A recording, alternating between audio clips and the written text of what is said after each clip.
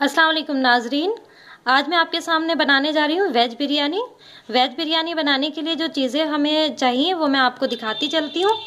यहाँ पर मैंने लिया हुआ है 1 टीस्पून हीपफुल रेड चिली पाउडर, गरम मसाला ½ टीस्पून, कसूरी मेथी 1 टेबलस्पून, नमक 1 teaspoon heapful, coriander powder 1 teaspoon heapful, ½ teaspoon turmeric powder, slightly chop green chillies जो मैंने 4 ली है और इन्हें स्लाइटली चॉप कर लिया है। यहीं पर साबुत गरम मसाला चाहिए। यहाँ पर मैंने साबुत गरम मसाले में लिया है स्टार एनिस यानी कि बादियान का फूल 1, पीपली 1, 2 बड़ी इलायचियाँ, 6-7 लौंग, दालचीनी के टुकड़े और जायफल जवित्री। जायफल का टुकड़ा मैं आधा करके लेने वाली हूँ। यहीं पर साबुत गरम मसाले में कुछ और गरम मसाले मैंने यहाँ अलग से रखे हैं। इसमें 1 टेबलस्पून लिया है मैंने ज़ीरा यानी कि क्यूमिन सीड्स और ब्लैक पेपर कॉर्न 10-12 लिए हैं यानी कि काली मिर्च। यहीं पर क्लोव्स ली है यानी कि लौंग 7 से 8। यहाँ पर मैंने 4 टमाटर रफली चॉप कर दिए हैं, ये हमें चाहिए होंगे। यहीं पर 1 कटोरी दही चाहिए है। साथ में जो यहाँ रखा है फ्राइड अनियंस है जिनको मैंने ये हरी इलायची यानी कि ग्रीन कार्डमम के साथ मैंने इनको फ्राई कर लिया था।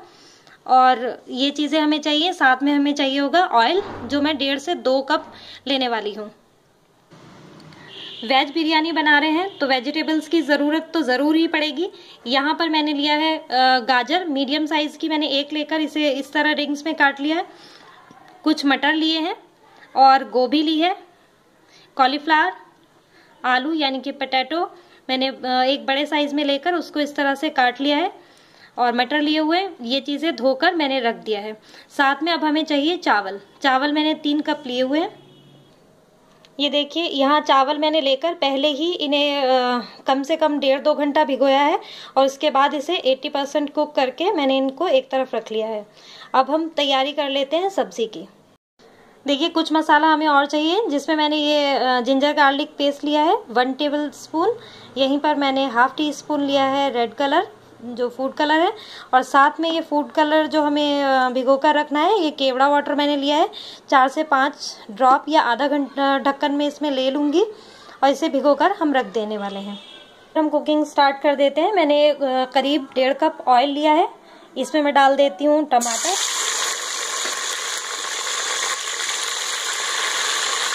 यहीं पर मैं ऐड कर रही हूँ जिंजर गार्लिक पेस्ट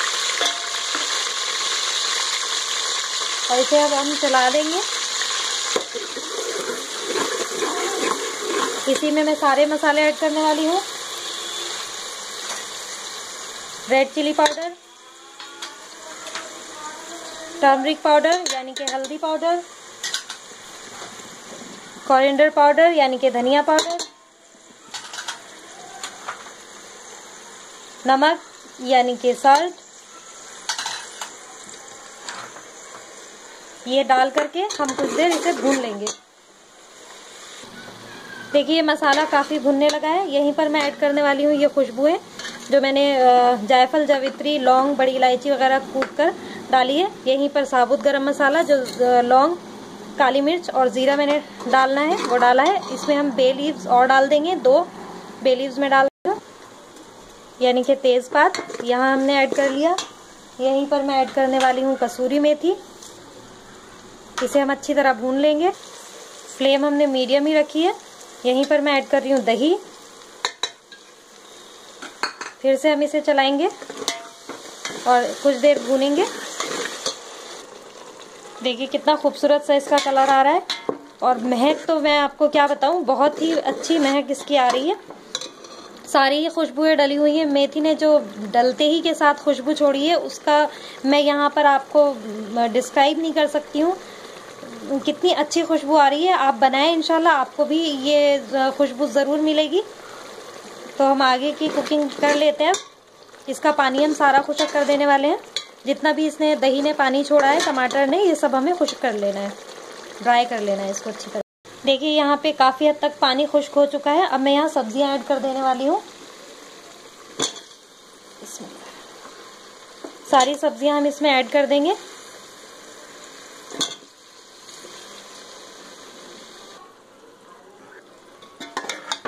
और अब हम इसको अच्छी तरह मिक्स कर लेंगे। देखिए हम सारी सब्जी मिक्स कर चुके हैं। अब मैं इसमें ये मिर्च डाल दूंगी। मैं सारी नहीं डाल रही हूँ, थोड़ी मैंने गार्निशिंग के लिए बचा ली है।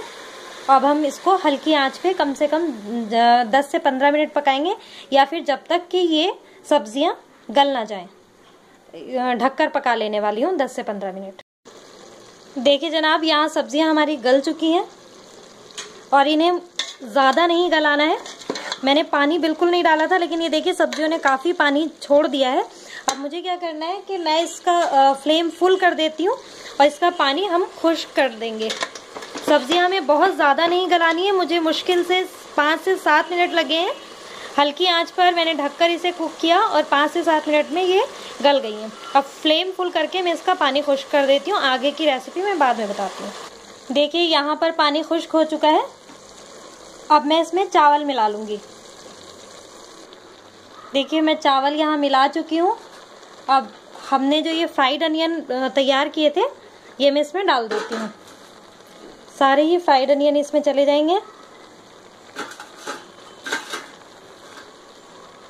यहीं पर मैं डाल रही हूँ गरम मसाला और थोड़ा सा मैं डाल देती हूँ यहाँ पे बिरयानी मसाला। साथ में यहाँ पे हमने थोड़े से हरा धनिया डाल देना है और थोड़ा सा मैं गार्निशिंग के लिए रोक देती हूँ। और यहाँ पर हमने ऐड कर देना है ये कलर।